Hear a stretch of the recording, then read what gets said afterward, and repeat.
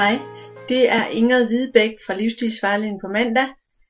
Endnu et blogindlæg er lagt på lydfil, og det er blogindlægget med overskriften: Styres du af dine følelser eller af dit hoved? Jeg så et program i fjernsynet i forgårs, som handlede om følelser. Her så man en kvindelig lærer, som følte, hun havde et problem, fordi hun ofte blev meget berørt og samtidig grødkvalt i forbindelse med det, hun oplevede med børnene og omkring børnene.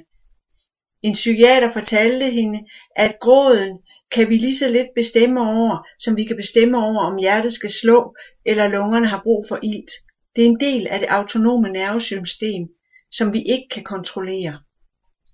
Måske har du, ligesom jeg, ofte fået at vide, at du skulle lade være med at græde. Jeg er meget følsom og bliver meget let berørt.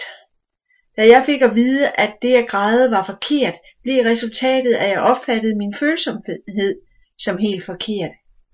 Og måske var det derfor, jeg lærte at overhøre mit hjerte og blive op i mit hoved det meste af tiden. Det vil sige, at jeg tvang mig selv til at blive en tænketype. Et menneske, hvor alt er styret ud fra, hvad der sker op i hovedet, og hvor kroppens behov er sekundære og ubetydelige.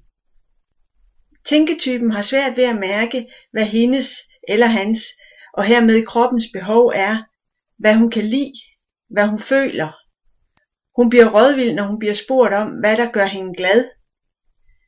Hvis du er en tænketype, er vejen til varigt vægttab, at du lærer at føle og mærke din krop og være til stede i nuet, så du kan få genskabt forbindelsen mellem hoved og krop.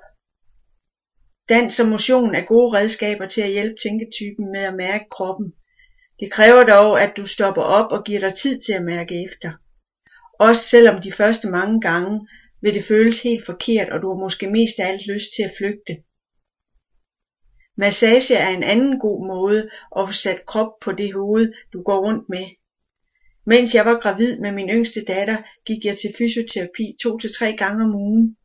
Jeg tror faktisk, at den behandling og den massage, jeg fik der, var i høj grad med til, at jeg fik succes med mit vægttab på de 30 kilo. Massagen hjalp mig simpelthen til at mærke min krop og dens behov igen. Modpolen til tænketypen er føletypen, som sjældent overvejer konsekvenserne af sine handlinger, men bare gør det, fordi det føles rigtigt lige nu. Det at tænke over konsekvenserne på lang sigt er ikke noget føletypen gør meget i.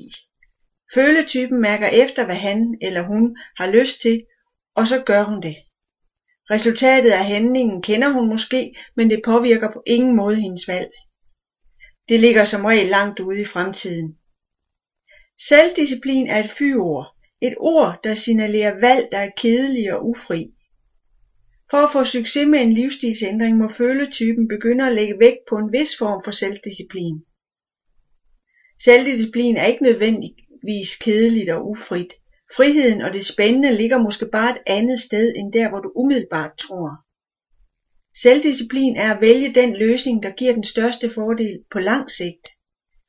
Det vil sige, at det, der virker ufrit, kan give dig langt større frihed på lang sigt.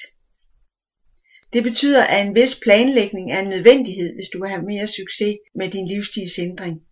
Du skal forudse risikosituationer, have planer for alternative reaktionsmuligheder. Du skal skabe dig et sikkert miljø og et støttende netværk. Det meste fastfood i danske børnefamilier bliver spist, fordi forældrene undlader at lægge planer for aftensmaden ugen igennem.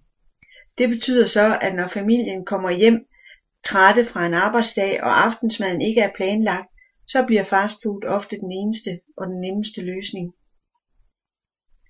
Det er godt at leve i nuet og være opmærksom på de beskeder og signaler, du oplever hver dag. Men drømme om fremtiden er med til at forme vores nu. Alle betydningsfulde ændringer bliver skabt 2 gange. 1 gang i hovedet og 1 gang i virkeligheden. Fra det øjeblik, du begynder at drømme om en anden fremtid, så begynder tingene at ændre sig. På den anden side kan man også planlægge alt det sjove ud af livet. Sommetider er det godt at blive overrasket og opleve, at du kan ikke styre alt, hvad der sker. Det er når du tør lade tingene ske i tillid til, at du nok skal klare det, at du får værdi i dine egne øjne. Det var blogindlægget for denne mandag. Tak.